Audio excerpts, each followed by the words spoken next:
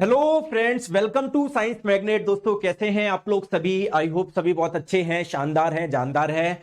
दोस्तों केमिस्ट्री हमारी खत्म होने के कगार पे है। ये सेकंड लास्ट चैप्टर केमिस्ट्री का, ऑर्गेनिक केमिस्ट्री, कार्बनिक रसायन हम लोग शुरू करने जा रहे हैं। दोस्तों इस चैप्टर को ऑर्गेनिक केमिस्ट्री बोल दो या कार्बन एंड इट्स कंपाउंड बोल दो, कार्बन एवं इसके यौगिक बोल दो, बात एक ही है, ठीक है। तो इस चैप्टर में हम लोग क्या पढ़ने वाले हैं? देखो मैंने आपको पिछले चैप्टर में बताया था कि नॉन मेटल अधातु के बारे में मैंने आपको बताया था, और मैंने आपको बताया था नाइट्रोजन एक अधातु है, उसके बारे में हम लोगों ने थोड़ा सा पढ़ा। हाइड्रोजन एक नॉन मेटल है, अधातु है, उसके बारे में हम लोगों ने थोड़ा सा पढ़ा। फॉस्फोरस के बारे में थोड़ा सा पढ़ा। सल्फर के बारे में हमने थोड़ा सा पढ़ा। लेकिन दोस्तों कार्बन के बारे में हम लोगों को थोड़ा सा नहीं पढ़ना, बहुत सारा पढ़ना है। क्यों सर, कार्बन में ऐसी क्या विशेषता है जो इतना ज्यादा पढ़ना है? देखो दोस्तों एक चीज मुझे बताओ। पहली बात तो आप लोग जानते हैं कंपाउंड यानी यौगिक किसको बोलते हैं? चलो मुझे बताओ, क्या ये एक यौगिक है? क्या ये एक यौगिक है?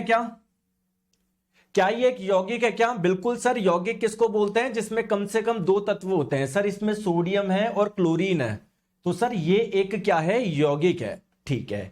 तो दोस्तों आप लोगों को पता है इस प्रकृति में कितने यौगिक पाए जाते हैं? अरे सर करोड़ों होंगे, करोड़ों, मतलब गिनती भी पता नहीं। देखो H2O ये भी एक यौगिक है, NaCl ये भी एक यौगिक है, CH4 ये भी एक यौगिक है, CO2 ये भी एक यौगिक है, और बताओ H2SO4 सर ये भी एक यौगिक है, HNO3 ये भी एक यौगिक है ना?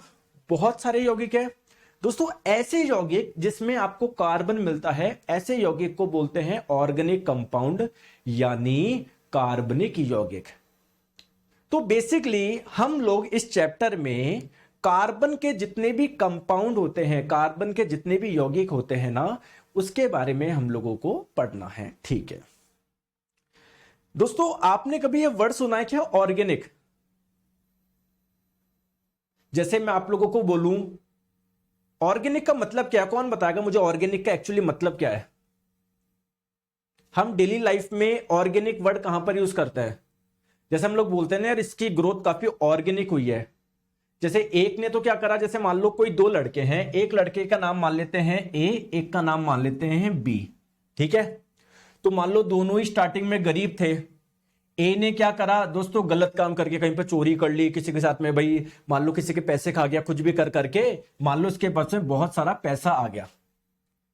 दोस्तों बी वाला जो है ना, उसने बिल्कुल जीरो से शुरू करा, दिन रात मेहनत करी, है ना, किसी का भी साथ में गलत नहीं करा, अपने दिन रात की मेहनत से ये पैसे वाला बना। तो आप लोग क्या बोलते हो यार, ये बी वाला व्यक्ति ने काफी ऑर्गेनिक ग्रोथ करी है। ऑर्गेनिक का मतलब जो बिल्कुल आपकी नेचुरल, कुछ इसमें मिलावट कुछ भी नहीं है, बिल्कुल नेचुरल, ठीक है। समझ आ रही है बात को?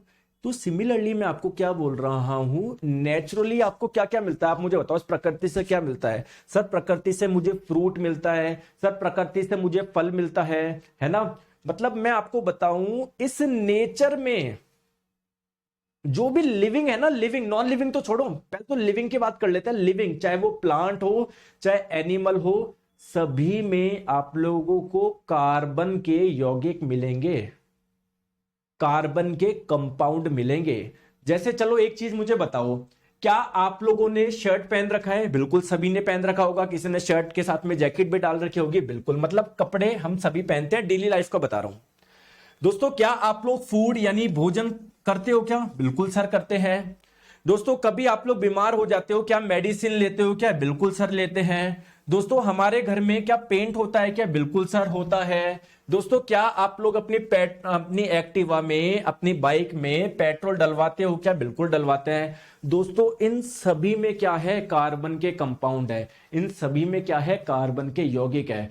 तो आपकी जानकारी के लिए बता दूं, इस पूरे अगर जितने भी कंपाउंड है ना उनमें बात करें दोस्तों, 5 मिलियन से भी ज्यादा, 5 मिलियन का पता है 50 लाख से भी ज्यादा क्या है? कार्बन के यौगिक है। आपको तो गिनती के दो चार पता होगा, CO2 सर इसमें कार्बन है, CH4 सर इसमें कार्बन है, हम तो केवल 2 या 3 या 4 ही बता पा रहे हैं। टोटल दोस्तों 5 मिलियन से भी ज्यादा क्या है? कार्बन के कंपाउंड है। तो बेसिकली हमको इस कार्बन के बारे में समझना है, इसमें से क्या चीज है जो इसके इतने यौगिक मिल रहे हैं। क्लियर है? आ जाओ चलिए स्टार्ट करते हैं। तो पहले तो ये बात करते हैं सर, जितने भी ऑर्गेनिक कंपाउंड्स होते हैं ना, जितने भी कार्बनिक यौगिक होते हैं, ऑर्गेनिक कंपाउंड के लिए अभी के लिए ये मतलब समझिए कि ऐसे कंपाउंड जिनमें कार्बन पाया जाता है उसे आप लोग ऑर्गेनिक कंपाउंड बोल रहे हैं, ठीक है। तो दोस्तों ऑर्गेनिक कंपाउंड जो होते हैं उनकी क्या विशेषता होती है, जैसे क्या ये एक ऑर्गेनिक कंपाउंड है क्या? बिल्कुल सर, इसमें कार्बन पाया जा रहा है तो ये एक ऑर्गेनिक कंपाउंड है, ठीक है। तो दोस्तों ऑर्गेनिक कंपाउंड की पहले जनरल कैरेक्टरिस्टिक की बात करते हैं सर, इनमें क्या जनरली विशेषता पाई जाती है। पहली चीज ध्यान रखिएगा दोस्तों, क्या ये पानी में घुल जाते हैं क्या? आप लोग बोलोगे नहीं सर ये पानी में नहीं घुलते, ये पानी में क्या होते हैं? अघुलनशील होते हैं, ठीक है। ये पानी में अघुलनशील होते हैं, सबसे इंपॉर्टेंट चीज। तो आप मुझे बताइए, मैंने अभी भी आपको बताया है कि जो पेट्रोल होता है इसमें भी कार्बन के कंपाउंड होते हैं, बताया ना मैंने, यानी इसमें भी आपके ऑर्गेनिक कंपाउंड है, कार्बनिक यौगिक है। तो क्या आपका पेट्रोल पानी में घुल जाता है क्या? नहीं घुलता। तो मैंने आपको बताया ही है कि जितने भी आपके ऑर्गेनिक कंपाउंड होते हैं ना वो पानी में नहीं घुलते। तो सर किस में घुलते हैं? जो आपके ऑर्गेनिक कंपाउंड है ना वो आपके ऑर्गेनिक चीजों में ही घुलते हैं, ऑर्गेनिक सॉल्वेंट यानी कार्बनिक विलायक में ही। मतलब ऐसा आपका लिक्विड, ऐसा आपका विलायक जिसमें कार्बन होता है उसी में ही आप लोगों का मिलेगा। जैसे आप मुझे बताओ पेट्रोल जो है क्या इसमें कार्बन पाया जाता है क्या? क्या इसमें कार्बन के यौगिक पाए जाते हैं? अभी मैंने बताया बिल्कुल। तो ये क्या है आपका एक ऑर्गेनिक सॉल्वेंट बोलेंगे हम लोग, इसको कार्बनिक विलायक बोलेंगे। तो अगर कोई ऐसी चीज है जिसमें कार्बन है वो आराम से पेट्रोल में घुल जाएगा। तो अगर आप लोगों से पूछा जाए ऑर्गेनिक कंपाउंड यानी कार्बनिक यौगिक किस किस में घुलते हैं, तो आप लोग बोलोगे दोस्तों ईथर। अभी हम लोग आगे बात करेंगे ईथर क्या है, कार्बन टेट्राक्लोराइड CCl4 है ना, तो इसमें आप लोगों के घुल जाएंगे। मेजर तो आपको ये ध्यान रखना है कि जो पानी में है ना ये अघुलनशील होते हैं। सर केमिस्ट्री कितने दिन में हो जाएगी दोस्तों? ये बड़ा चैप्टर है क्योंकि इसमें आपको है ना IUPAC नेम वगैरह सब पढ़ना है ना, ये बड़ा चैप्टर है। मतलब केमिस्ट्री आप मान लो आज क्या वार हो गया, मंगलवार बुधवार गुरुवार शुक्र, हाँ मतलब इस वीक में तो 100% हो जाएगी, उससे पहले ही हो जाएगी, ठीक है, आराम से हो जाएगी। चलो आ जाओ नेक्स्ट बात करते हैं दोस्तों, इनके दूसरी विशेषता समझो। एक्चुअली में क्या होते हैं, काफी ज्यादा ये इनफ्लेमेबल होते हैं, काफी ज्यादा ज्वलनशील होते हैं। जैसे अभी मैंने आपको एग्जांपल दिया पेट्रोल का, क्या पेट्रोल में कार्बन के यौगिक पाए जाते हैं क्या? कार्बनिक यौगिक पाए जाते हैं क्या? ऑर्गेनिक कंपाउंड पाए जाते हैं क्या? बताओ, बिल्कुल पाए जाते हैं। इसी वजह से पेट्रोल क्या है आपका, ज्वलनशील है। तो ये ऑर्गेनिक कंपाउंड है ना, इनकी क्या विशेषता है सर? ये क्या होते हैं, थोड़े ज्वलनशील होते हैं। ये क्या होते हैं, इनफ्लेमेबल होते हैं, ठीक है। चलिए नेक्स्ट हम लोग बात करते हैं इनकी तीसरी विशेषता की, ठीक है। अगर बात करें दोस्तों, ये जो ऑर्गेनिक कंपाउंड है ना कार्बनिक यौगिक, थोड़े सर क्या होता है, कम रिएक्टिव होते हैं। क्या होते हैं, कम रिएक्टिव होते हैं, उतने फास्ट अभिक्रिया नहीं करते जितने आप लोगों के इनऑर्गेनिक कंपाउंड करते हैं, अकार्बनिक यौगिक करते हैं। जैसे सोडियम क्लोराइड, ये क्या है सर, ये इनऑर्गेनिक कंपाउंड है क्योंकि इसमें कार्बन नहीं है, सोडियम है और क्लोरीन है, कार्बन नहीं है।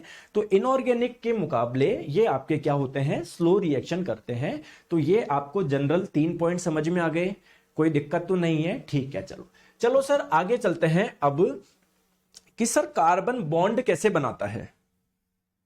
जैसे आपने बताया कार्बन के बहुत सारे यौगिक पाए जाते हैं, जैसे देखो सर ये भी एक कार्बन का यौगिक है या नहीं है? कार्बन का यौगिक है या नहीं है, बोलते नहीं हो आप। जैसे ये एक कार्बन का यौगिक है या नहीं है, चाय भी लेना, बताओ। तो सर ये कार्बन जो होता है ना वो बॉन्ड कैसे बनाता है?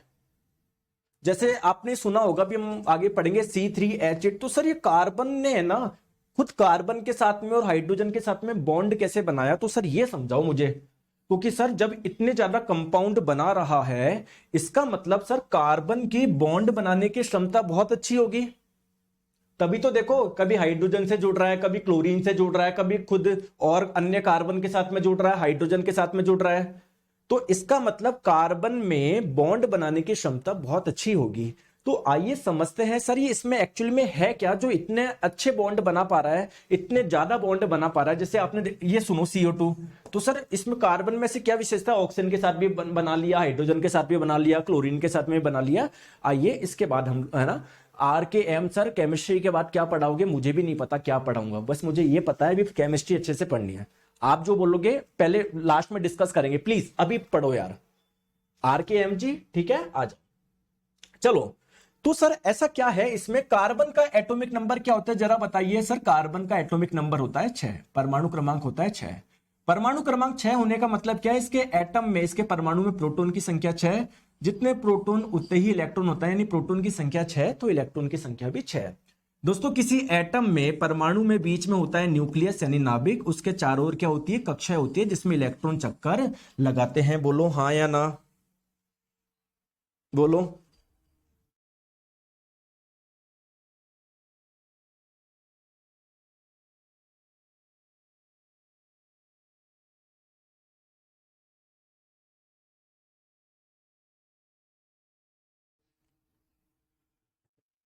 एक दोस्त बोल रहा है सर अगर मैंने मेटल एंड नॉन मेटल नहीं पढ़ा तो ये चैप्टर पढ़ सकते हो क्या? हाँ आप ये चैप्टर पढ़ सकते हो, है ना।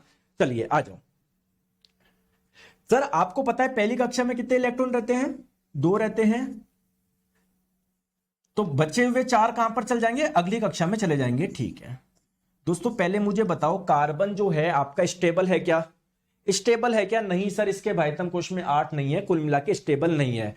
तो स्टेबल, हर कोई स्टेबल होना चाहता है, तो ये भी क्या करेगा, स्टेबल होना चाहेगा। स्टेबल होने के लिए क्या करेगा, कभी किससे जुड़ने की कोशिश करेगा, कभी किससे, कभी किससे, कभी किससे।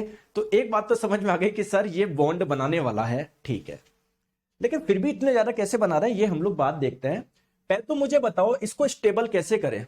सर एक बहुत अच्छा तरीका है, क्या सर? अगर कहीं से इसके पास में 4 इलेक्ट्रॉन आ जाए ना तो ये स्टेबल हो जाएगा। क्या बात है, बहुत बढ़िया। तो पहली कक्षा में 2 हो गए, दूसरे में 8 हो गए, ये बोलना चाह रहे हो आप? आपने मेरे को ये वाला सॉल्यूशन बताया कि सर कहीं से 8 आ जाए, ठीक है, बहुत बढ़िया। मतलब कहीं से 4 आ जाए, अब बाह्यतम कक्षा में 8 इलेक्ट्रॉन हो जाएंगे। दोस्तों मुझे बताओ, ये जो अंदर न्यूक्लियस है, नाभिक है, उसके अंदर क्या है? 6 प्रोटॉन है। बेसिकली इस इलेक्ट्रॉन को आकर्षित करके कौन रखेगा? ये अपनी कक्षा में रहे, ये काम कौन करेगा? सर अंदर का जो प्रोटॉन है ना वो ये काम करता है, इलेक्ट्रॉन को आकर्षित करने का काम करता है। अब दोस्तों बेचारे 6 प्रोटॉन है, और तुम मुझे बताओ 6 प्रोटॉन 10 इलेक्ट्रॉन को क्या आकर्षित करके रख पाएंगे क्या? नहीं रख पाएंगे। तो सर आप बोल रहे हो ना कि इसके पास में कहीं से 4 इलेक्ट्रॉन आ जाए, ये 4 इलेक्ट्रॉन ग्रहण कर ले, मतलब सर ये C-4 बना ले। सर ऐसा पॉसिबल नहीं है, इसका कारण मैंने आपको बता दिया। बोलो हाँ या ना, बोलो हाँ या ना। आगे क्या बात समझ में? अब दूसरा बच्चा आया, बोले सर एक तरीका और है। मैंने बोला क्या? सर देखो इसके बाह्यतम कोश में 4 इलेक्ट्रॉन है ना, तो अगर ये 4 इलेक्ट्रॉन को त्याग दे तो सर इसके पहली कक्षा में 2 इलेक्ट्रॉन बच जाएंगे, और पहली कक्षा की कैपेसिटी ही 2 इलेक्ट्रॉन की है। तो सर अगर कोई जब 4 इलेक्ट्रॉन त्यागेगा तो सर ये क्या बन जाएगा? C+4 बन जाएगा। पहली कक्षा में इसके 2 इलेक्ट्रॉन रह जाएंगे। सर देखो स्टेबल हो गया, बताओ। देखो सर बात सही है क्या? बात सही है क्या? लेकिन यहां पर भी एक चक्कर है। चक्कर क्या है? कौन बताएगा? चक्कर यह है कि सर अंदर बैठे हैं 6 प्रोटॉन और बाहर है 2 इलेक्ट्रॉन। ये 6 प्रोटॉन इलेक्ट्रॉन को अंदर खींच लेंगे पूरा, मतलब ये स्टेबल रह ही नहीं पाएगा सर ये एटम। तो ऐसा होके भी सर काम नहीं बन पा रहा। समझ में आ गई क्या? तो हमने 2 तरीके देखे कि कार्बन कर क्या सकता है, उन दोनों तरीकों पे हम लोग बात कर रहे हैं, ठीक है। इस चीज को मैं रफ करता हूं, टेंशन मत लो, अभी आप लोगों को वापस मिल जाएगी ये वाली चीजें। मैं क्या बोल रहा हूं, तो आपके मन में क्वेश्चन आ रहा होगा कि सर ये 4 इलेक्ट्रॉन कहीं से प्राप्त कर सकता है, क्योंकि सर इसका इलेक्ट्रॉनिक विन्यास अभी क्या है 2,4। तो सर 4 प्राप्त कर लेगा, और जब भी कोई इलेक्ट्रॉन प्राप्त करता है तो उस पर क्या आता है? नेगेटिव चार्ज आता है, ठीक है। तो ये आपका C-4 धनानी रिनायन, रिनायन बनाने के लिए सर ये कर लेगा। क्लियर है क्या? लेकिन आपको पता है कि दोस्तों उस न्यूक्लियस नाभिक है ना, वो 10 इलेक्ट्रॉन को झेल नहीं पाएगा यार। नाभिक के अंदर जो 6 प्रोटॉन है ना, उनमें इतनी कैपेसिटी नहीं होगी कि वो 10 इलेक्ट्रॉन को पकड़ के रखे। 6 को पकड़ पा रहे थे, कोई दिक्कत नहीं थी, ठीक है। फिर आपने कोई दूसरा तरीका बताया कि सर एक काम करिए, ये क्या कर देगा? इलेक्ट्रॉन को डोनेट कर देगा 4। भाई पहली कक्षा में 2 है, दूसरे में 4, सर अगर ये 4 डोनेट कर देगा तो इसकी पहली कक्षा में 2 इलेक्ट्रॉन बचेंगे। पहली कक्षा की कैपेसिटी 2 इलेक्ट्रॉन की है, सर ये क्या हो जाएगा, स्टेबल हो जाएगा। तो इसके 2 तरीके, इसका एक तो मैंने कारण क्या बताया, एक दूसरा कारण भी समझो। दोस्तों आप मुझे बताओ, ये बाह्यतम कक्षा में 4 इलेक्ट्रॉन है, अगर आप चाहते हो इलेक्ट्रॉन को बाहर निकालना तो क्या आप लोगों को एनर्जी देनी होगी क्या? तो दोस्तों 4 इलेक्ट्रॉन देने के लिए क्या बहुत सारी एनर्जी देनी पड़ेगी क्या? बोलो हाँ या ना, बहुत सारी एनर्जी। तो दोस्तों इतनी सारी एनर्जी कहां से लेकर आओगे, कहां से लेकर आओगे? तो ये वाली चीज भी आपकी पॉसिबल नहीं है। दूसरा तरीका मैंने आपको बताया कि अगर मान लो ये 4 आपने हटा भी दी, चलो एनर्जी देखिए आपने हटा भी दिए, अब अंदर क्या बचे, 2 इलेक्ट्रॉन। पहले क्या कर रहे थे, 6 प्रोटॉन का काम था 6 इलेक्ट्रॉन को पकड़ के रखना, लेकिन अब उस 6 प्रोटॉन के बीच में, 6 शेयर के बीच में आप 2 हड्डी डाल गए, तो वैसे ही आपका स्टेबल नहीं रह पाएगा। क्लियर है क्या? फिर क्या तरीका है दोस्तों, ना ये वाला काम हो पा रहा ना ये काम हो पा रहा। दोस्तों अब एक काम हो जाएगा, देखो पॉसिबिलिटी क्या क्या है स्टेबल होने की, कोई इलेक्ट्रॉन डोनेट कर ले, कोई इलेक्ट्रॉन ग्रहण कर ले। एक तरीका और है, हमने बॉन्डिंग में पढ़ा था, वो है दोस्तों इलेक्ट्रॉन की शेयरिंग। तो ये क्या करेगा, देखो इसके बाह्यतम कोश में 4 इलेक्ट्रॉन है, ये किसी से कुछ शेयर कर लेगा। देखो त्याग नहीं सकता, ग्रहण नहीं कर सकता, ये बात आप सभी को पता है, नहीं कर सकता, नहीं कर सकता ना। तो ये क्या करेगा दोस्तों, शेयरिंग करेगा। इसके पास में क्या हो गया, एक काम बचा, क्या करना, साझा करना, शेयरिंग करना।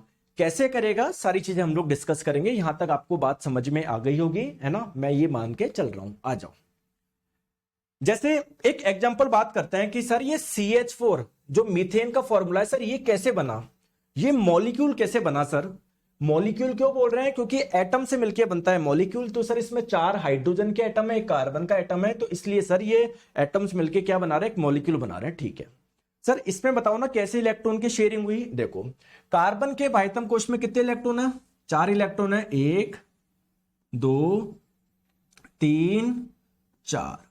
ठीक है मैंने बना दिया। हाइड्रोजन का परमाणु क्रमांक होता है 1, यानी हाइड्रोजन के परमाणु में प्रोटॉन की संख्या 1, जितने प्रोटॉन उतने ही इलेक्ट्रॉन, तो उसके पास इलेक्ट्रॉन कितना है, 1।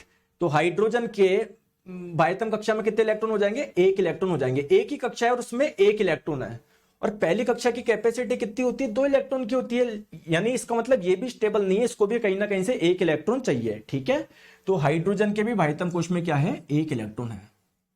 ऐसे और भी हाइड्रोजन थे, ऐसे और भी हाइड्रोजन थे जिनके बाह्यतम कोश में 1 इलेक्ट्रॉन थे। तो कार्बन ने बोला इस हाइड्रोजन को कि भाई हाइड्रोजन एक काम करेगा क्या, तेरा 1 इलेक्ट्रॉन मैं मेरा मान लेता हूं, मेरा 1 इलेक्ट्रॉन तू तेरा मान ले। इससे क्या फायदा होगा, देख तेरे पास 2 इलेक्ट्रॉन हो जाएंगे, एक तो तेरा था ही और मेरा वाला भी तू अपना मान ले, देख तेरा काम हो गया, हो गया ना, हो गया। सिमिलरली दोस्तों कार्बन ने इस हाइड्रोजन को बोला भाई तेरा 1 इलेक्ट्रॉन मैं अपना मान लेता हूं, मेरा 1 इलेक्ट्रॉन तो तेरा मान ले, शेयर कर लेता है। शेयर का मतलब अभी देख तेरे पास 1 इलेक्ट्रॉन था, कोई भी आया ना पूछने कि कितने इलेक्ट्रॉन बता देना, बढ़िया 2 इलेक्ट्रॉन है, तेरा भाई है, तेरे साथ में टेंशन मत ले। तो ऐसे हाइड्रोजन का काम हो गया। सेम दोस्तों घटना यहां पर हुई, इस वाले हाइड्रोजन का भी काम हो गया। दोस्तों सेम ये हुई, इस वाले हाइड्रोजन का भी काम हो गया। अब दोस्तों जब कोई चीज शेयरिंग करते हैं वो क्यों करते हैं, जिससे दोनों का फायदा हो, दोनों का फायदा हो। तो कार्बन का भी तो फायदा होना चाहिए। तो कार्बन के पास में 4 इलेक्ट्रॉन तो पहले से थे, साथ में दोस्तों अगर कार्बन ने अपना 1 इलेक्ट्रॉन उसको दिया है कि भाई तू तेरा मान ले, तो कार्बन भी तो हाइड्रोजन का 1 इलेक्ट्रॉन अपना मानेगा, मानेगा या नहीं मानेगा। तो दोस्तों एक ये इलेक्ट्रॉन, एक ये इलेक्ट्रॉन, एक ये इलेक्ट्रॉन, एक ये इलेक्ट्रॉन, इसके भी दोस्तों 8 हो गए। तो दोस्तों ये इसका भी काम हो गया, इसका भी काम हो गया। दोस्तों बात बताओ समझ में आएगी क्या, इंजीनियरिंग कैसे पढ़ेंगे गुरुजी, सत्येंद्र पाल जी एक ही कमेंट कर रहे हैं, सब पढ़ाएंगे, आप टेंशन क्यों लो।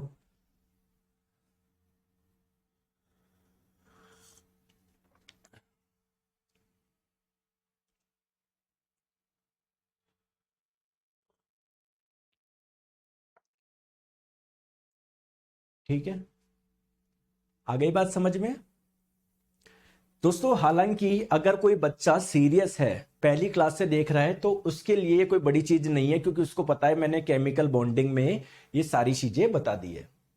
दोस्तों यहां पर क्या हुआ है, एक एक इलेक्ट्रॉन की शेयरिंग हुई ना, तो जब भी एक इलेक्ट्रॉन की शेयरिंग होती है तो एक बॉन्ड बनता है, ये सिंगल बॉन्ड बनता है। यहां पर भी एक एक इलेक्ट्रॉन की शेयरिंग हुई तो यहां पर भी एक बॉन्ड बन गया, यहां पर भी एक एक हुई कि यहां पर भी है। तो मुझे ज्यादा बताने की जरूरत नहीं है क्योंकि हमने केमिकल बॉन्डिंग में काफी डिटेल में ये चीजें पढ़ी है। तो इसका क्या है, कैसे इलेक्ट्रॉन की शेयरिंग हुई है, वो सब मैंने आप लोगों को बता दी है। ठीक है, ठीक है, चले आगे। हाँ ठीक है सर, आगे चलते हैं, आ जाओ। अब बात करते हैं कि सर जो मुझे बताओ, जो ऑर्गेनिक कंपाउंड जो बना, मान लो जैसे ये एक ऑर्गेनिक कंपाउंड है, क्यों बोल रहे हो उसको ऑर्गेनिक कंपाउंड, क्योंकि इसमें कार्बन है। तो सर अगर कोई कंपाउंड है, कोई यौगिक है, ऑर्गेनिक कंपाउंड है, तो सर उसकी क्या विशेषता है। दोस्तों मुझे एक चीज बताओ, ये ऑर्गेनिक कंपाउंड है यानी इसमें कार्बन है, बोलो हाँ या ना। दोस्तों कार्बन अन्य तत्व के साथ में जुड़ा हुआ है तो यानी इनके बीच में कोई बॉन्ड है। दोस्तों बॉन्ड कैसे बनता है, सर इलेक्ट्रॉन डोनेट करके, इलेक्ट्रॉन ग्रहण करके या शेयरिंग करके। तो कार्बन ना ही डोनेट करेगा ना ही ग्रहण करेगा, इसके पास में एक ही तरीका है, शेयर करना, साझा करना, बोलो हाँ या ना। तो कार्बन ने यहां पर हाइड्रोजन के साथ में इलेक्ट्रॉन साझा करा है। दोस्तों जब भी इलेक्ट्रॉन की शेयरिंग होती है, जो बॉन्ड बनता है वो कौन सा होता है आप लोगों का, कौन सा होता है, कोवेलेंट बॉन्ड होता है। हिंदी में आप लोग बोलोगे सह संयोजक बंध होता है, बोलो हाँ या ना, बोलो हाँ या ना, बोलो हाँ या ना, बोलो बिल्कुल सर, कोवेलेंट बॉन्ड होता है, सह संयोजक बंध होता है, बिल्कुल होता है। दोस्तों मैंने आपको बताया था कोवेलेंट बॉन्ड इतना स्ट्रांग नहीं होता जितना आयनिक बॉन्ड होता है।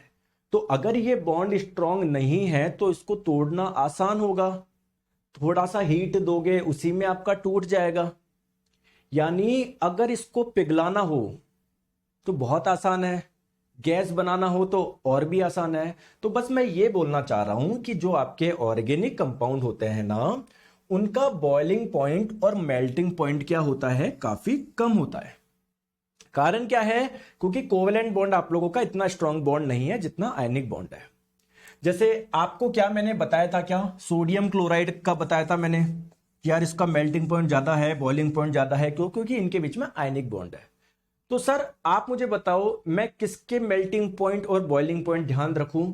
दोस्तों इन चार के आप लोगों को ध्यान रखना है, इन चार कंपाउंड के, इन चार ऑर्गेनिक कंपाउंड के, इन चार कार्बनिक यौगिक के याद रखना है दोस्तों, बिल्कुल याद रखना है। सर क्यों, आप ऐसा क्यों बोल रहे हो। दोस्तों एनसीईआरटी में इन चारों का मेल्टिंग पॉइंट, बॉइलिंग पॉइंट दिया। अगर एनसीईआरटी ने ये भी लिख दिया ना कुछ, याद करना है भैया, लाइन से क्वेश्चन आता है, बिल्कुल दोस्तों पूछेगा, 100% पूछेगा। तो एसिटिक एसिड आपको पता है किसे बोलते हैं, हाँ पता है सर, ये एसिड विनेगर में, सिरके में पाया जाता है। क्या ये एक ऑर्गेनिक कंपाउंड है क्या, बिल्कुल सर, देखो कार्बन है इसमें। तो इसका मेल्टिंग पॉइंट आप लोग ध्यान रखो 290, देखो कितना कम है, कितने कम टेम्परेचर पे आप लोगों का मेल्ट हो रहा है। अगर आप लोग इसको डिग्री सेंटीग्रेड में कन्वर्ट करेंगे ना, तो 273 जब माइनस करेंगे, 10 में से 3 गया 7, आपका ये कितना बचा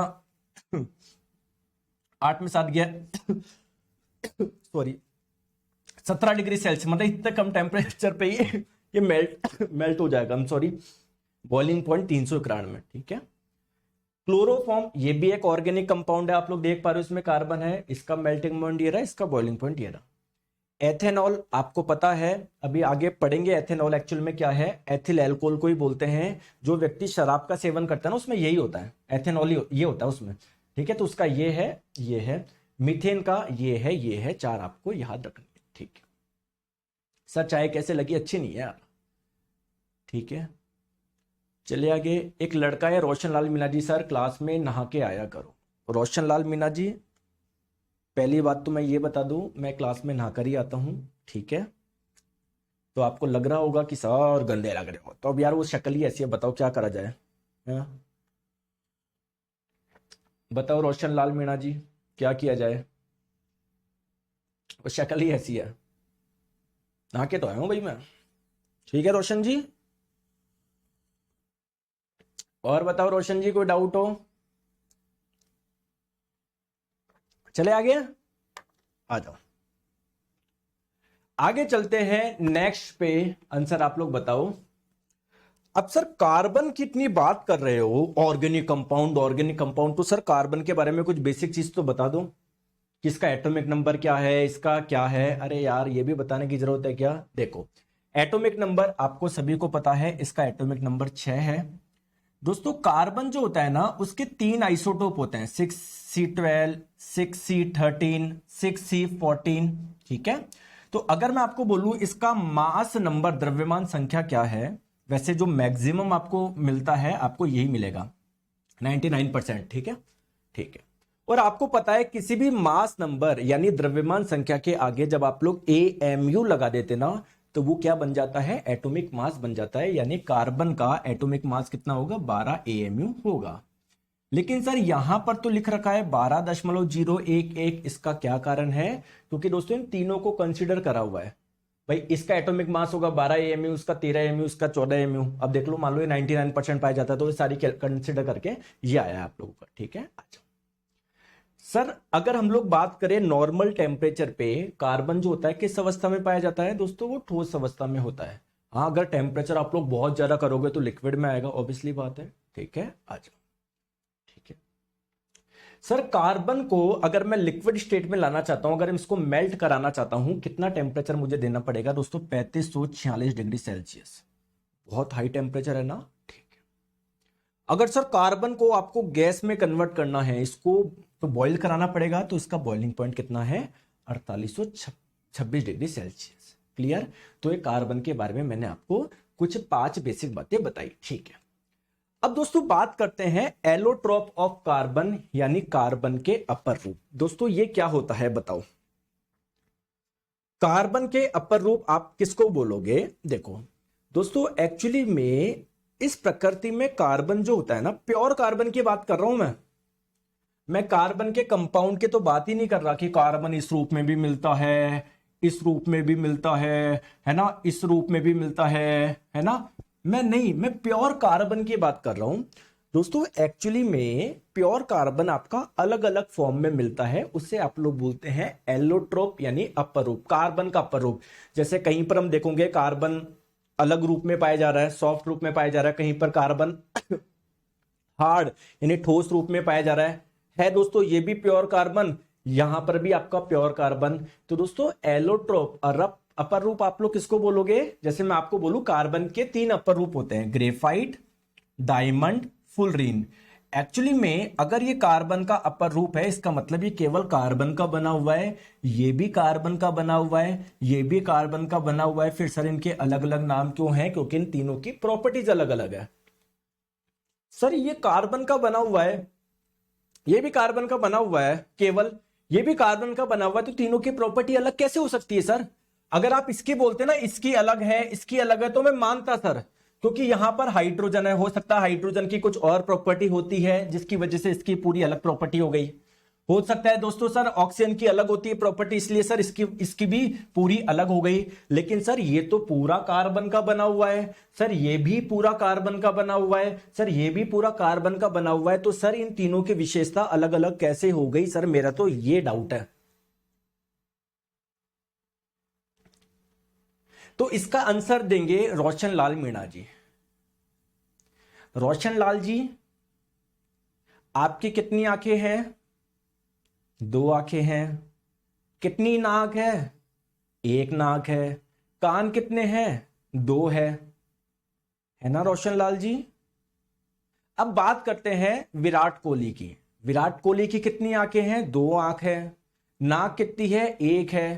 कान कितने हैं? 2 है। बिल्कुल उसके भी आपके जैसे ही है ना। लेकिन आप पूरी कॉलोनी में घूमे आओ, मैं आप चल यार, कोई पूछने वाला ही नहीं है आपको। ओ विराट कोहली, भाई साहब, ओ भैया ऑटोग्राफ, भैया भैया ऑटोग्राफ। समझ लो, समझ लो, समझ गए रोशन लाल मीणा जी? ठीक है, तो सिमिलरली क्या है, क्योंकि यार विराट कोहली ने यार उसने आज तक जीवन में काम अलग प्रकार के किए हैं, आपने अलग प्रकार के काम किए हैं। उसकी हड्डियां इतनी मजबूत है, आपकी हड्डियां मजबूत नहीं है। तो सिमिलरली दोस्तों ग्रेफाइट में या डायमंड में, जैसे मान लो ये केवल कार्बन से मिलकर बना, ये मान लो 5 कार्बन के एटम है, तो इसमें मान लो अलग प्रकार से जुड़े हुए हैं, डायमंड में मान लो अलग प्रकार से जुड़े हुए हैं, इसमें मान लो अलग प्रकार से जुड़े हुए हैं, तो इनके अरेंजमेंट अलग अलग होने की वजह से इनकी जो प्रॉपर्टीज है वो क्या है, अलग अलग है। बात समझ में आ गई क्या? आ गई क्या? चले आगे, आ जाओ आ जाओ। आई होप आपको समझ में आ गया होगा मैं क्या बोलना चाह रहा हूं, ठीक है। तो बेसिकली कार्बन के एटम्स के बीच में अलग अलग प्रकार से बॉन्ड होने की वजह से या अलग अलग प्रकार से एटम्स का अरेंजमेंट होने की वजह से, है ना, कार्बन आपका अलग अलग रूप में मिलता है ना। कार्बन के बेसिकली 3 अपर रूप आप लोगों को मिलेंगे, ठीक है। कौन से है वो 3 अपर रूप मैं आपको बता दूं, ठीक है। इधर छोड़ो, मैं अगले स्लाइड में बताता हूं। यहां पर 2 के बारे में लिख रखा है, देखो। एक तो है आप लोगों का, कहां गए यार, एक तो है आप लोगों का डायमंड। डायमंड दोस्तों पहली बात तो ये समझिए, अगर ये कार्बन का अपर रूप है, इसका मतलब केवल कार्बन के एटम से मिलकर बना हुआ है। अगर आप लोग इसके अंदर जाके देखोगे ना, ये इसका स्ट्रक्चर ऐसा होता है, केवल कार्बन के एटम से मिलकर बना हुआ है। ऊपर से देखोगे तो आप लोगों को ऐसा नजर आएगा। सर मुझे ये बताओ, ये जो कार्बन है ना, कार्बन है ना, ठीक है, इसकी क्या विशेषता है? दोस्तों एक चीज आप लोग ध्यान रखिएगा, वैसे आपको ज्यादा डेप्थ में जाने की जरूरत नहीं है, ठीक है। हम लोग फिजिक्स पढ़ेंगे, वहां पर भी आप लोग चीज समझोगे। आप तो बस ये ध्यान रखो सर, इसमें करंट फ्लो नहीं हो सकती, विद्युत का कुचालक होता है। ऐसे नहीं आप जैसे भाई कॉपर का वायर जो लोगे ना, कॉपर का वायर, कॉपर का जो वायर लोगे, इसमें क्या करंट फ्लो हो सकती है क्या? बिल्कुल, इसमें करंट नहीं फ्लो हो सकती, तो ये विद्युत का कुचालक है। दूसरी बात क्या है कि दोस्तों जैसे कॉपर के तार को यहां से गर्म करोगे तो यहां से भी आपका गर्म हो जाता है ना, यानी सर हमने हीट यहां पर दी, यहां पर पहुंच गए, हीट का अच्छा कंडक्टर है। तो सिमिलरली दोस्तों डायमंड की बात करें, अगर आप लोग डायमंड को यहां से गर्म करोगे ना, डायमंड आप लोगों का यहां से भी गर्म हो जाएगा। इसका मतलब सर ये तो हीट का बहुत अच्छा कंडक्टर हो गया, बहुत अच्छा सुचालक हो गया। हाँ सर मेटल से भी ज्यादा होता है। अरे हाँ, अगर आप लोगों से पूछा जाए बेस्ट कंडक्टर कौन है हीट का, बेस्ट कंडक्टर, बहुत जने लाइन भी लगने आएंगे, सिल्वर आएगा, गोल्ड आएगा, कॉपर आएगा, हम तो मेटल है। अरे उनसे भी खतरनाक है आप लोगों का diamond. Best conductor of heat, ऊष्मा का श्रेष्ठ सुचालक। सर इसकी कंडक्टिविटी क्या होती है बता सकते हो क्या? 2300 वॉट पर मीटर केल्विन, ठीक है, याद रखो। किसी कोई कितना अच्छा कंडक्टर है, कोई कितना नहीं है, इसको हम लोग उसकी कंडक्टिविटी से, उसमें चालकता से करते हैं। क्लियर है क्या? समझ में आ गई बात को? ठीक है सर, इसके बारे में और चीज बताओ दोस्तों। ये काफी कठोर है। कठोर कैसे दोस्तों? आप चीज मुझे बताओ, रोशन लाल मीना जी, कठोर कैसे हैं समझाओगे क्या? जैसे रोशन लाल मीना जी यहां पर खड़े हैं, मैं उनके हाथ पे नाखून से ऐसे कर दूं तो उनके हाथ पे स्क्रैच आ जाएगा ना? हाँ, अगर वो क्रीम व्रीम लगाना स्टार्ट कर दे तो उतना नहीं आएगा, लेकिन जैसे वो रोज रहते हैं, अगर मैं वैसे हाथ पे ऐसे नाखून से करूं तो ऐसे कुछ स्क्रैच कुछ ऐसे लाइन से बन जाएगी क्या? बताओ रोशन लाल जी। बिल्कुल बन जाएगी, क्योंकि आप काफी सॉफ्ट नहीं, क्रीम लगाया करो, सॉफ्ट हो रोशन जी। रोशन जी हमारे प्यारे भाई है हमारे, ठीक है, सॉफ्ट है वो। लेकिन अगर मैं यहां पर मैं उंगली चलाऊं नाखून से तो उसके कुछ फर्क पड़ेगा क्या? नहीं, क्योंकि क्या है, ये हार्ड है, कठोर है। बोलो हाँ या ना। तो ये क्या है आपका, बहुत हार्ड होता है, हार्डेस्ट सब्सटेंस है ये, कठोरतम, इससे कठोर कोई चीज मिलेगी नहीं आपको। क्लियर है क्या? समझ में आ गई बात को? आज नेक्स्ट हम लोग बात करते हैं सर ग्रेफाइट।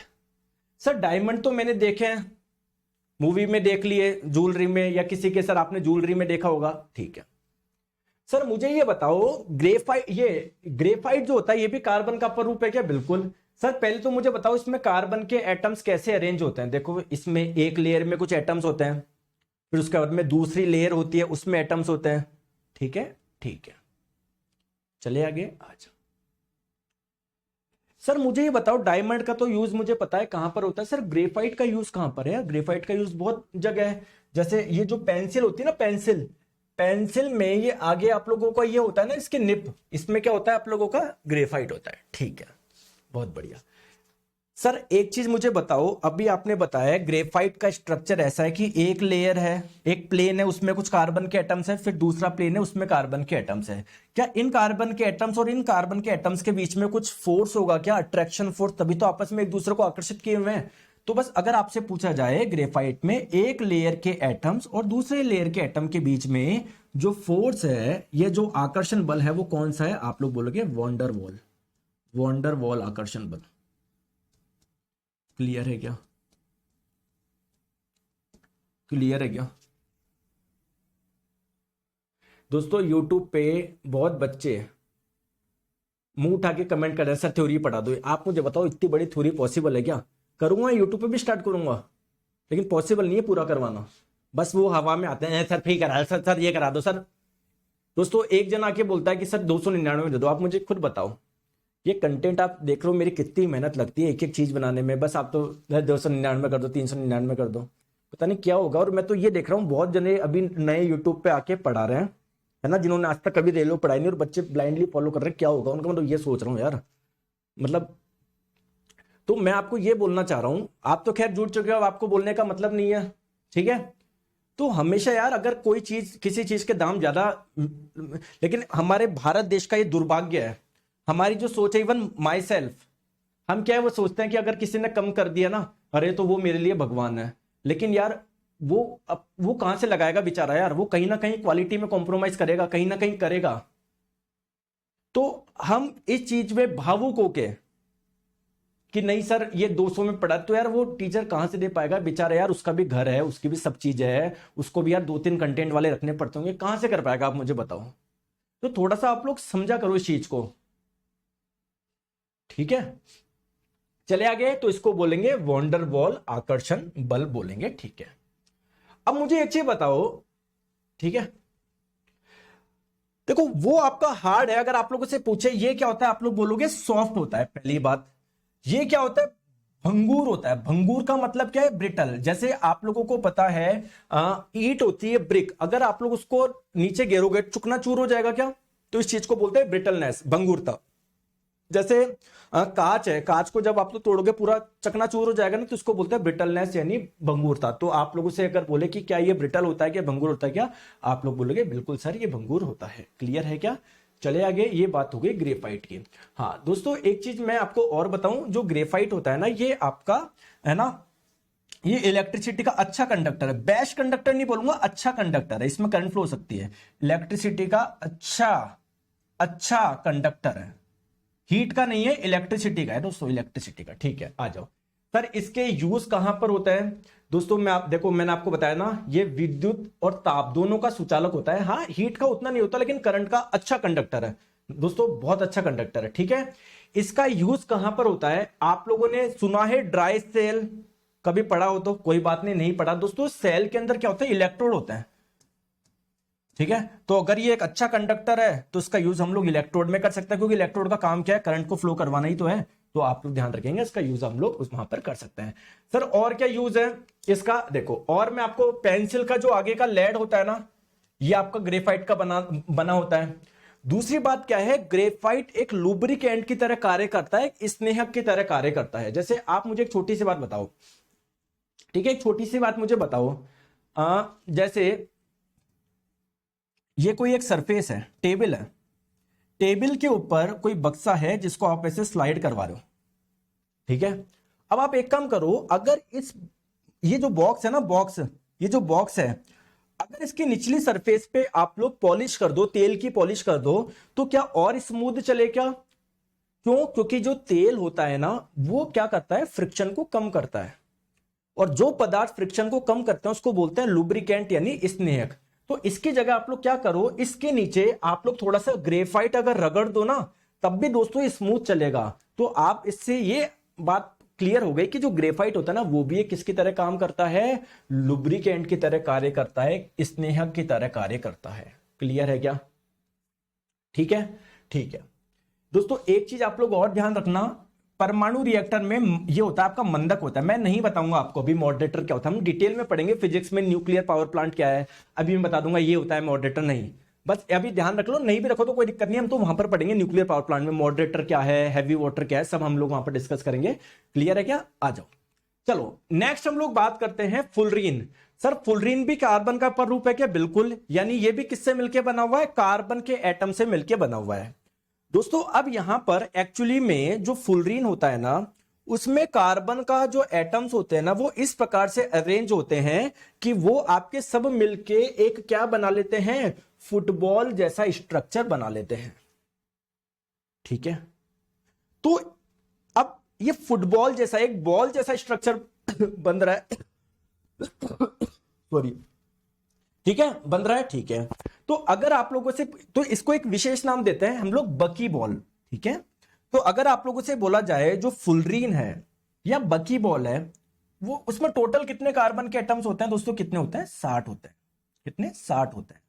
लेकिन ध्यान रखिए ये तो फेमस है, जो आपका सबसे ज्यादा पाया जाता है, लेकिन कई बार आप लोग देखोगे कि आप लोगों के जो फुलरीन है ना, कुछ फुलरीन आप लोगों को 32 कार्बन वाले भी मिलते हैं, 50 कार्बन वाले भी मिलते हैं, 60 कार्बन वाले भी मिलते हैं, और उनकी शेप भी अलग अलग होती है। जैसे आप लोग यहां पर देख रहे हो, इसकी शेप क्या है? थोड़ी सी सिलेंडर है। ये तो आपका स्फेयर है, ये क्या है? आपका सिलेंडर है। तो बस आप लोग ये ध्यान रखना, फुलरीन जो होता है ना, ये कार्बन का पररूप है, यानी कार्बन के एटम से मिलकर बना हुआ है। अब दोस्तों कार्बन के एटम्स की संख्या अलग अलग हो सकती है, तो फुलरीन अलग अलग टाइप के होते हैं। जो सबसे फेमस है वो कौन सा है, या जो सबसे अधिक मात्रा में पाया जाता है, वो फुलरीन है जिसमें 60 कार्बन होते हैं। और ये 60 कार्बन आपस में जोड़ जोड़ के क्या बना लेते हैं? एक स्फेयर बना लेते हैं, और इसे आप लोग बकी बॉल के नाम से भी जानते हो। क्लियर है क्या? क्लियर है क्या? चलो आ जाओ, नेक्स्ट बात करते हैं दोस्तों। इस फुलरीन की खोज किस, फुलरीन बोल दो या इसका पूरा नाम बकमिंस्टर फुलरीन है, इसकी खोज हुई थी 1985 में। क्लियर है क्या? और दोस्तों इसका जो नामकरण हुआ था वो किसके द्वारा हुआ था? जो जीओडी से गुंबद है ना, ये आपने देखा है क्या कभी? अरे पढ़ा होगा ना आपने हिस्ट्री वगैरह में। ठीक है, तो इसका जो निर्माण किया था ना, वो जो आर्किटेक्ट थे वो थे बकमिंस्टर फुलर। तो इसी के नाम पे, इन्हीं के नाम पे इसका नाम भी क्या रख दिया? फुलरीन रख दिया। क्यों रख दिया? क्योंकि दिखने में बिल्कुल इसका जैसा लग रहा था।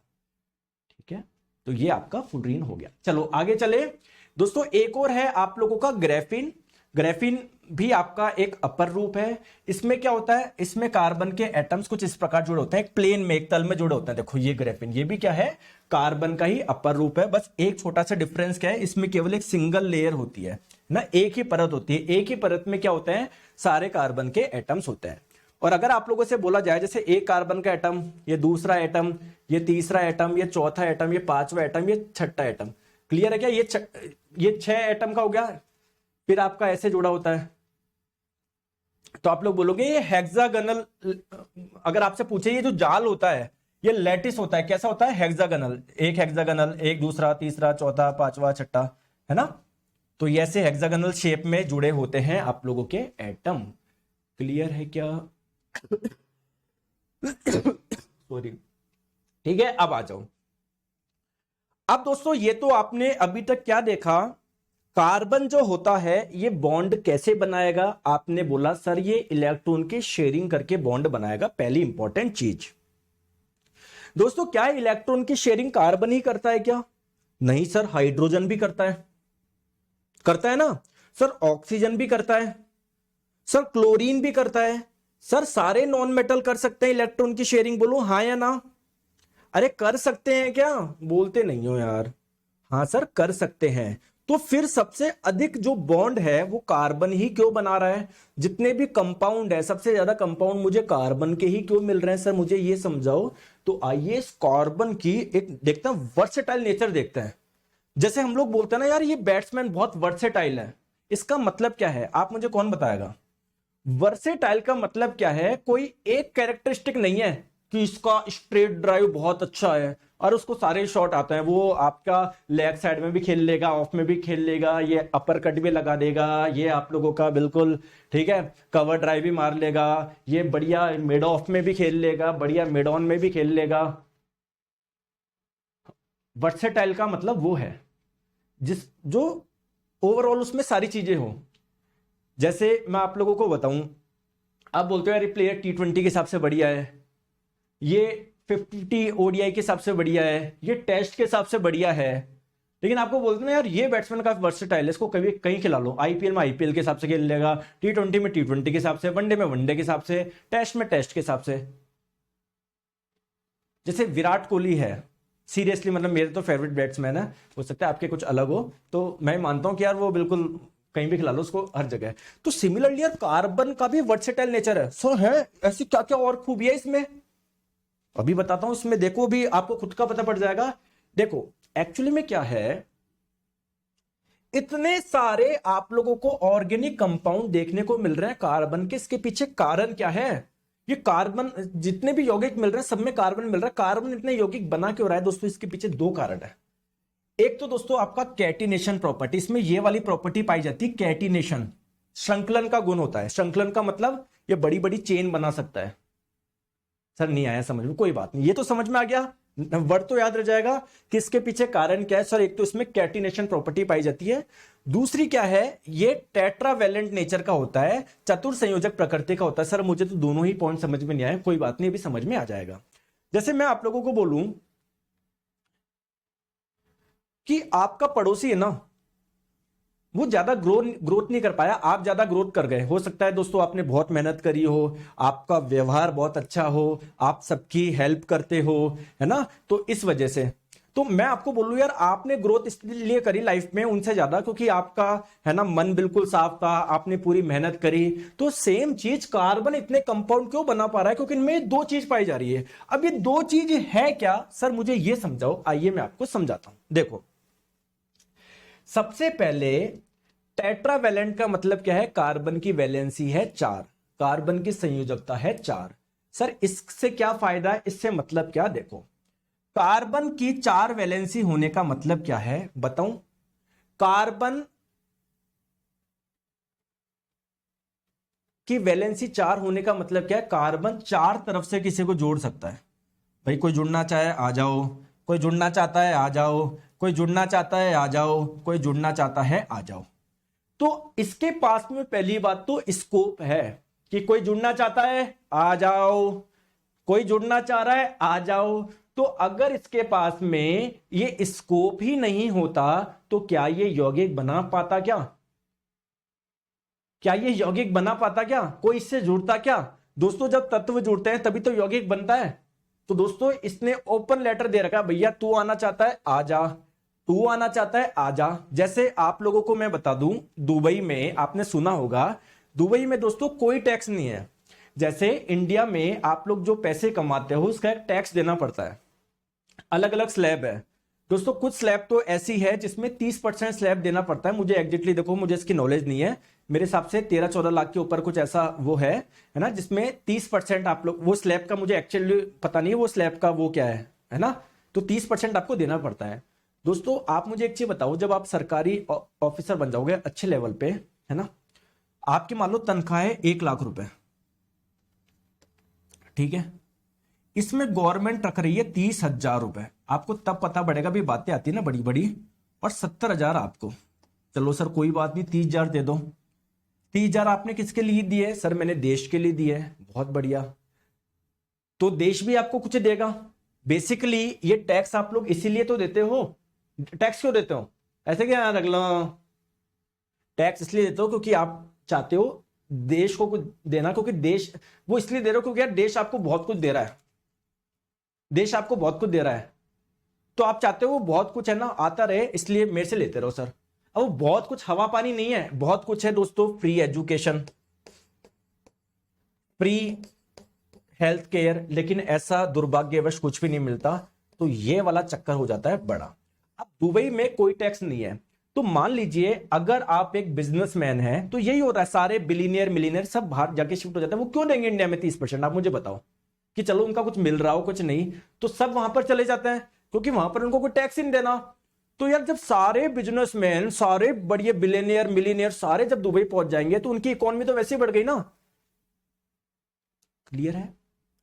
सिमिलरली यहां पर देखो, इसने भी ओपन चैलेंज दे रखा है, बोला आ जाओ यार किसी को जुड़ना है, कोई अनस्टेबल है क्या आ जाओ, वो देख लेंगे कैसे थोड़े शेयरिंग कर लेंगे इलेक्ट्रॉन के, तुम आ तो जाओ। तो पहला ये समझ में आया क्या?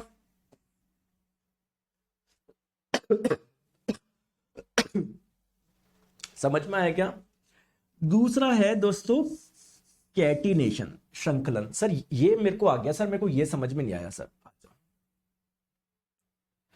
दोस्तों एक चीज मुझे बताओ, अगर कार्बन ने अपने साथ किसी दूसरे कार्बन के साथ में जुड़ गया, मान लो जुड़ गया, तो जैसे ही ये जुड़ा 3 ऑप्शन और खुल गए क्या? दोस्तों इस कार्बन से अगर कोई एक दूसरा कार्बन जुड़ा तो क्या और 3 ऑप्शन जुड़ गए क्या? दोस्तों आपको पता है कार्बन अनस्टेबल है, अकेला नहीं रह सकता वो, तो अकेला नहीं रह सकता तो पास वाले दूसरे जो कार्बन है वो भी सारे ऐसे हैं, तो कार्बन कार्बन तो आपस में जुड़ ही सकते हैं ना, शेयरिंग कर ही सकते हैं ना।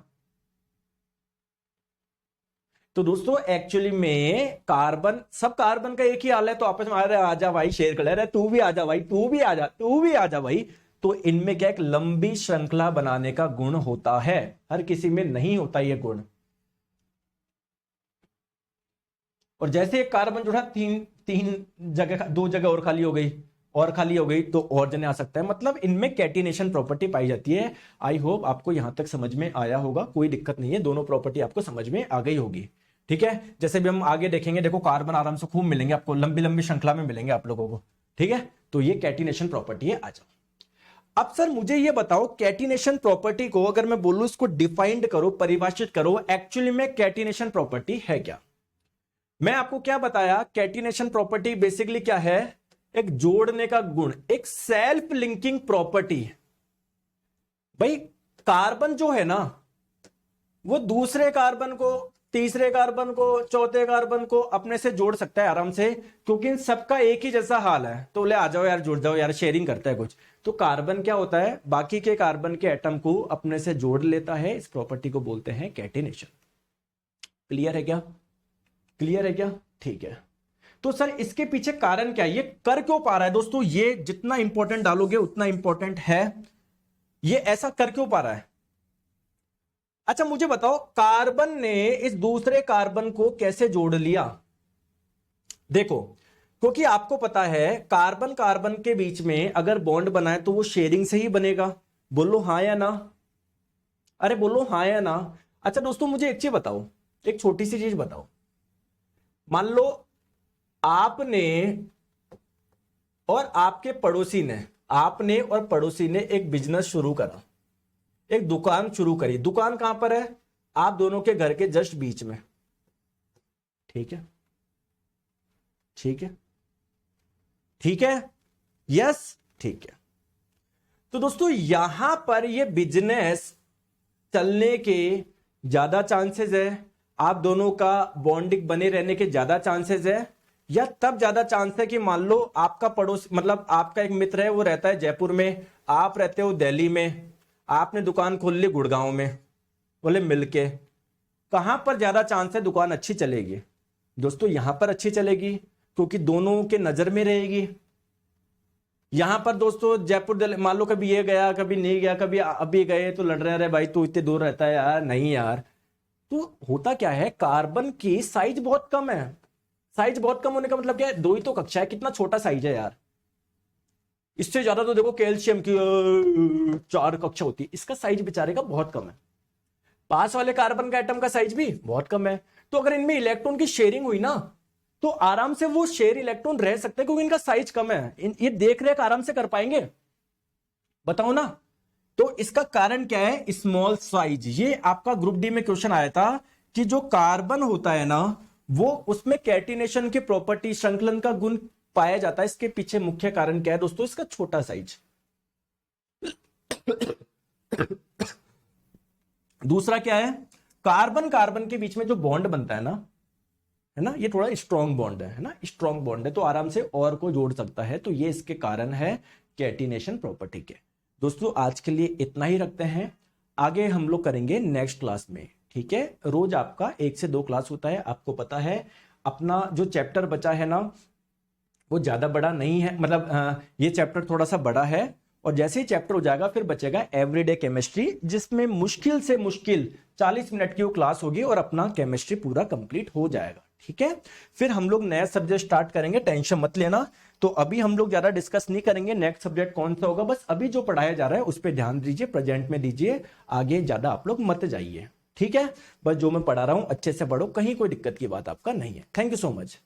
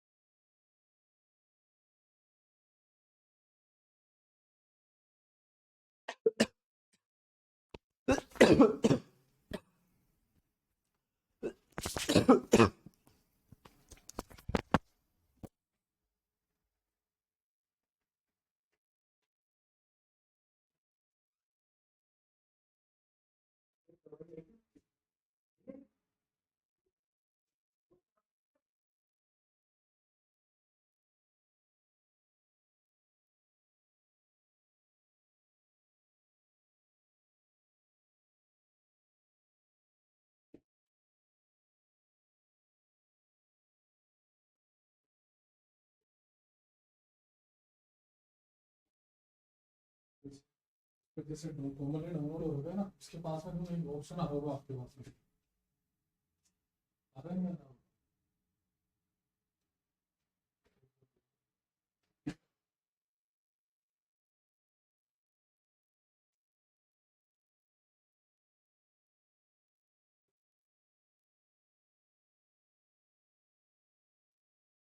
आ रहा है ना साइड में ओपन करने वाले में, 3 डॉट के ऊपर क्लिक करोगे ना, वहाँ पे ऑप्शन होगा, तो ओपन करके